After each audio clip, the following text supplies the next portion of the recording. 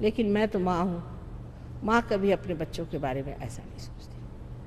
वो सोचती है मेरे सभी बच्चे पार हो जाएं, सभी इसको प्राप्त करें, सभी सच्चिदानंद होकर के संसार में आनंद से रहें, सबको सुख हो जाए, सबको परमात्मा के साम्राज्य में जगह मिले और ऊंचे से ऊंचे पदवी पर बैठे। यही माँ की हार्दिक इच्छा होती है और उसको इससे क्या ज़्यादा चाहिए। अब आप लोगों पर है कि आप में यह हार्दिक इच्छा अपने बारे में है या नहीं। इसीलिए क्योंकि ये इच्छा कम है, ये शुद्ध इच्छा जो कुंडलिनी आपके अंदर है, जिससे आपने इसे प्राप्त किया है, वो शुद्ध इच्छा जब तक आपके अंदर पूरी तरह से बैठेगी नहीं, आप कुछ पा न सकेंगे। और अगले साल फिर मैं आने पर फिर वही हालत है। जब तक आप सेंटर में नहीं जाइएगा आपकी प्रगति नहीं हो सकती है, क्योंकि ये सामूहिक चेतना का कार्य है।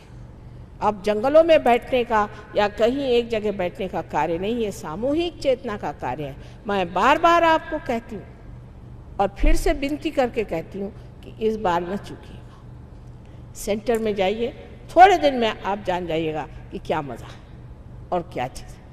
आपको किसी चीज़ की अभी मनाही नहीं, लेकिन आप स्वयं ही इस चीज़ को छोड़ देंगे जो चीज़ आपके लिए गलत है।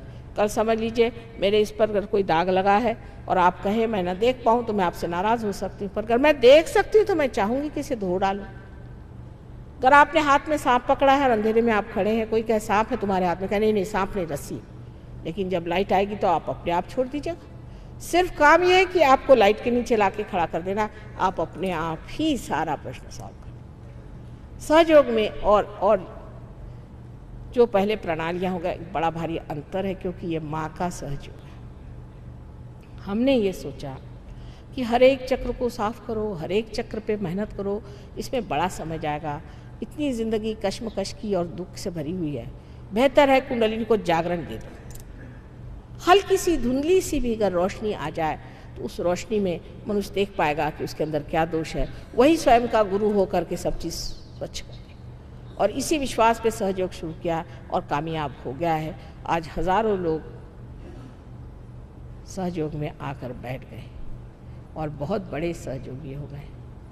उन सबको याद करके और आप सबको वंदना करके मैं यही आशीर्वाद देती हूँ कि आप अपनी शुद्ध इच्छा को जागरूक रखें। और एक साल बाद जब मैं यहाँ आऊँगी, एक साल भी नहीं, मेरे ख्याल से 5-6 महीने बाद मैं फिर से आ रही हूँ, तब मैं देखूंगी कि यहाँ बैठा हुआ हर एक इंसान ने अपनी कुंडलिनी को स्थित करा लिया है और निर्विकल्प समाधि में बैठे हुए। परमात्मा आप सबको सुबुद्धि दे।